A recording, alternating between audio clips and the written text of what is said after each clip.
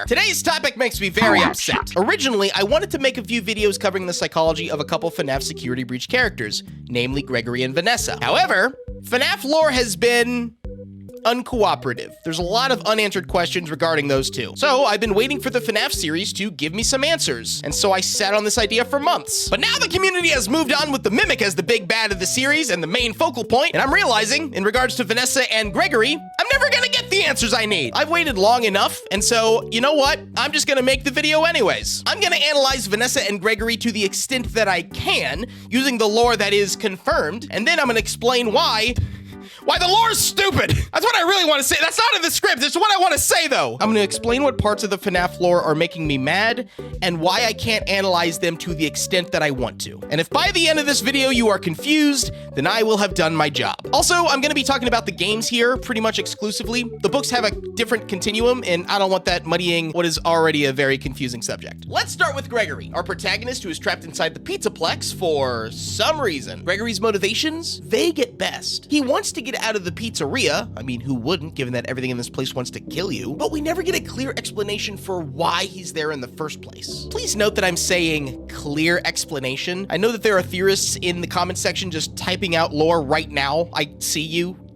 I know you're typing, and trust me, keep typing. I want to read those comments. I want to read the lore, but I'm just working with what I can confirm here. What we do know is that Gregory is very resourceful, like hot wiring an animatronic bear with your car battery kind of resourceful. He probably has very strong fluid reasoning skills, which is your ability to think logically and solve new problems using novel strategies without relying on prior knowledge or learned information. And that's a lot of words just to say he can think outside the box. But he's still a kid, middle school aged, impatient, and prone to calling things stupid or crappy. In one ending, it's implied that Gregory is homeless, or at least has no home to go to, which raises a lot of questions. Was he always homeless? Did he run away? Why the Pizzaplex? Why is he so distrustful of Vanessa even at the start of the game? No answers. We can theorize answers to these questions. We can theorize that Gregory is in the Pizzaplex to figure out what happened to the missing children. Maybe they're his friends. I actually don't know if that's ever confirmed in the games at all. Another theory I've seen is that he's been working for Vanny, and for some reason or somehow he's escaped from that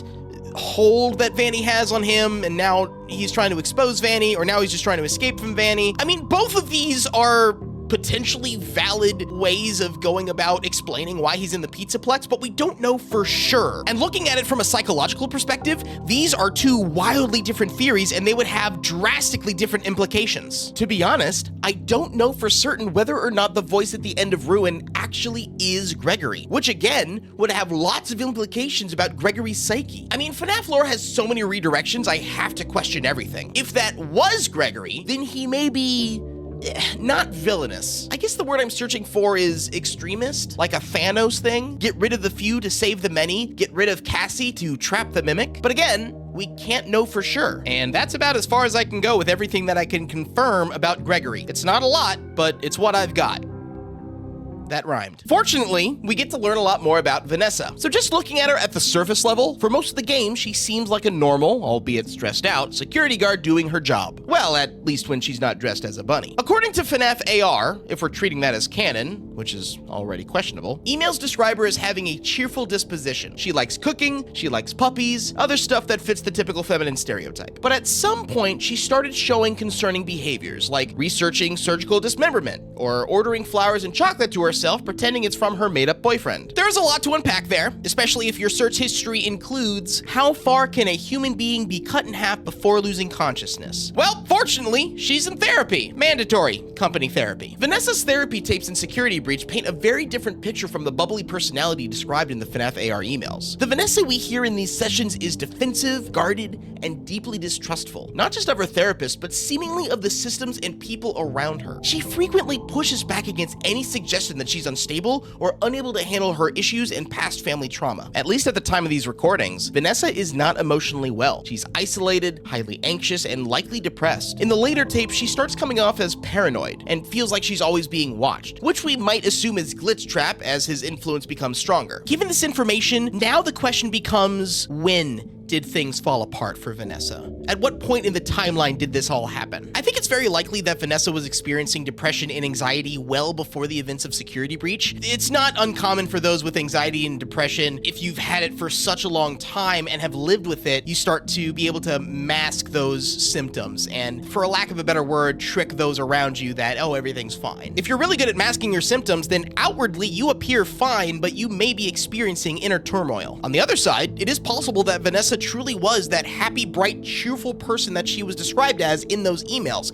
at least before Glitchtrap started chipping away at her emotional stability. In either case, it's pretty clear to me that through FNAF lore shenanigans, Glitchtrap was the catalyst for her erratic behavior. Either Glitchtrap was able to control a bright, cheerful, happy Vanessa, which just, I guess, goes to show how powerful Glitchtrap possibly is, or she took advantage and manipulated Vanessa because of the depression and anxious symptoms that were already there, and that Vanessa was just prone to manipulation, as suggested by her therapist. I do think the manipulation route is actually what happened, and quite frankly, it makes for a better story. But naturally, without more information on Vanessa or Glitchtrap's influence, we can't really know for sure. Which brings us to Vanessa as Vanny, which is really the main reason why I even wanted to make this video in the first place. Now, the game never explicitly tells us how much of Vanny is Vanessa and how much of Vanny is Glitchtrap's influence, but what we can do is put together a plausible framework based on what we know. Where Vanessa is withdrawn, anxious, and defensive, Vanny is bold, whimsical, and terrifying. She has a twisted playfulness to her. She laughs while skipping after Gregory, casually orders Freddy dismemberment, and seems to enjoy every second of it. She's tech-savvy enough to hack the Pizzaplex and manipulate animatronics, which makes her not just unhinged, but calculated. And most importantly,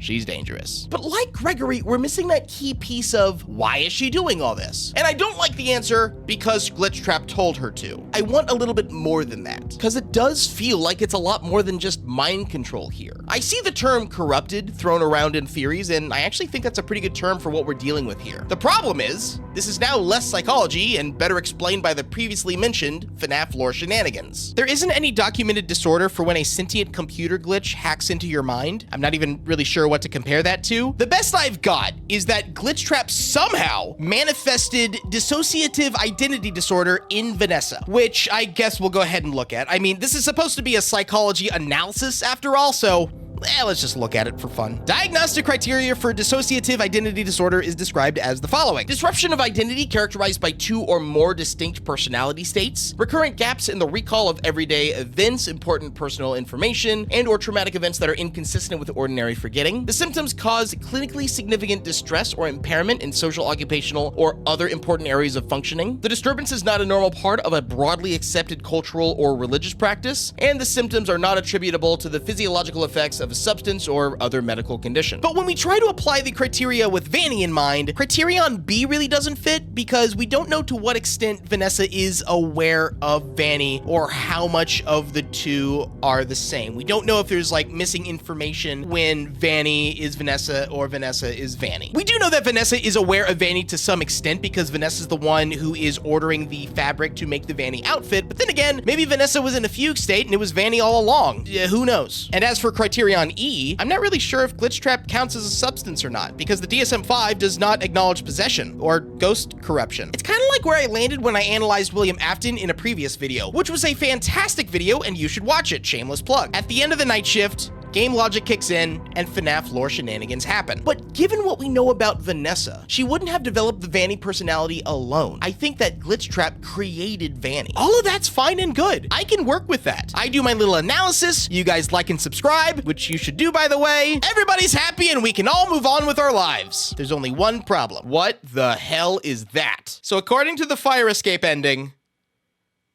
there are 2 Vanessas. Who is this? Okay, yeah, that's Vanessa, but then who is this? All right, everything that I just said about Vanny and Vanessa, forget it. It's ruined. Throw it out. We have to start from scratch. Is this Vanessa's twin? Is it her clone? Is her spirit now trapped in the Pizzaplex? Was it the mimic somehow? I'm serious. I'm just grasping at straws here. Because now we even have to ask, who is Vanny? Is it this Vanessa? Or is it this other Vanessa? Okay, well, obviously it's this Vanessa. I mean, she's wearing the suit. But is this the original Vanessa? Or the one that time traveled from the future to change the past in some sort of weird Terminator-like scenario? I've scoured the internet looking for answers. And let me tell you, I found this. Oh, there's nothing there? Exactly! This was the moment I gave up on FNAF lore. After playing every game and trying my best to follow the little schmeckles of breadcrumbs left for me, this is what broke me. Tell you what, let's just put a pin in that right now and we'll circle back around. I want to talk about the therapy tapes, which are really my favorite part of this game. I mean, it's my field. I'm gonna nerd out with this kind of stuff. There are 16 tapes scattered around the Pizzaplex that gives us audio recordings of 2 individuals. One is Vanessa, and the other one is Client 46. The mysterious Client 46 is portrayed as highly intelligent, emotionally flat, showing little emotional range, more of a loner, extremely proficient with technology, with hacking and digital manipulation, secretive and deceptive, and withdrawn without using verbal communication during the tapes, but they do sometimes react physically, such as smiling when the therapist mentions that the animatronics are acting eerie and not entertaining. From the tapes, it's heavily implied that Client 46 is somehow responsible for the way the animatronics are behaving in Security Breach, and it's heavily implied that they are the reason that several of the therapists go missing. Client 46 may also be in communication with Vanny or Glitchtrap, but it's unclear whether or not there's a true relationship there. But what I don't really get is why. What's their motivation? Possibly some sense of satisfaction because they do seem to enjoy messing with the Pizzaplex, and possibly dealing with the therapist because they were getting too close to the truth, whatever the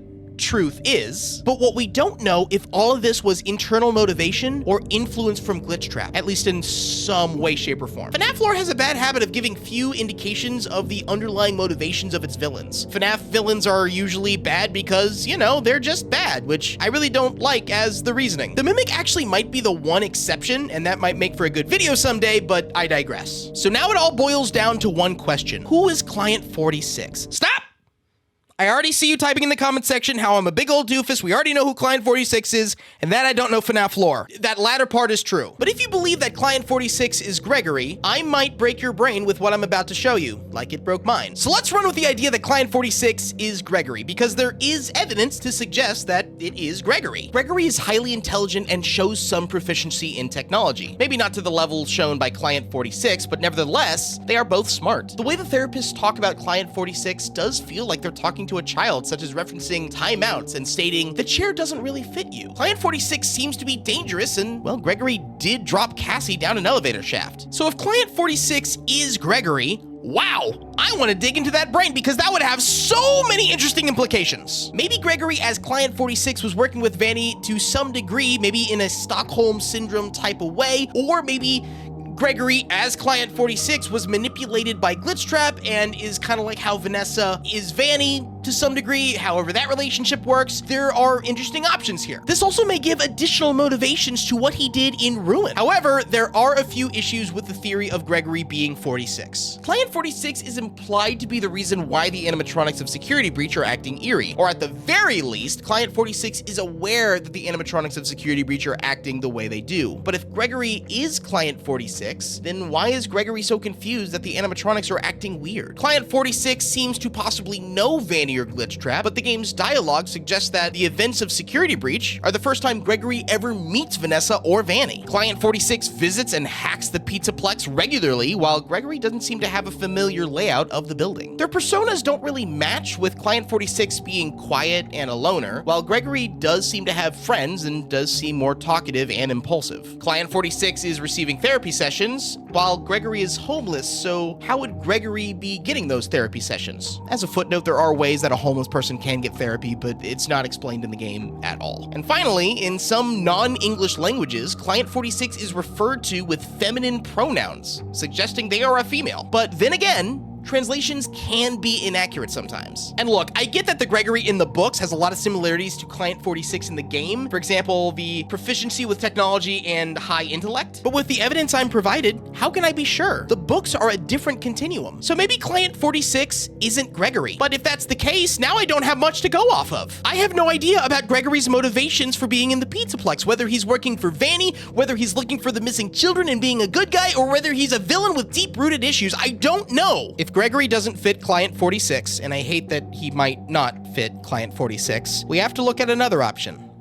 Vanny. I've seen people theorize Client 46 as Vanny, so we're just gonna run with that for a sec, see where that takes us. Just let me run those numbers and see how it hurts my brain this time. Vanny and Client 46 do have some similarities in their technological skills and their personas overall. I mean, in my opinion, these fit better than Gregory. And if this is the case, and Client 46 is Vanny, this would conclude that Vanessa and Vanny would be two separate people. Even if this was a case of dissociative identity disorder, I would imagine that Vanny and Vanessa would have the same case file and not be categorized as two separate clients. Nor is there any discussion of Vanessa in Vanny's tapes and Vanny in Vanessa's tapes. Then again, I might be giving too much credit to these therapists. You know the ink blot test that they keep referring to? That's called the Rorschach test, and I don't like it. In my opinion, it has poor validity as a diagnostic tool and should not be used as such. Unless you're just using it for rapport building, and then it really doesn't matter and it's just kind of fun to give, but yeah, I don't like the Rorschach test. Sorry, I had to get that off my chest. I digress. Okay, follow my logic here. If Client 46 is Vanny, which now determines that Vanessa and Vanny are two separate people, so Vanessa is not Vanny, now we have to figure out who is Vanny. But the game tells us that it's Vanessa! I don't even think that Vanny is Client 46, because Vanessa and Vanny are supposed to be the same size, and Client 46 can't fit in the chair, so that really only leaves us with one option. Client 46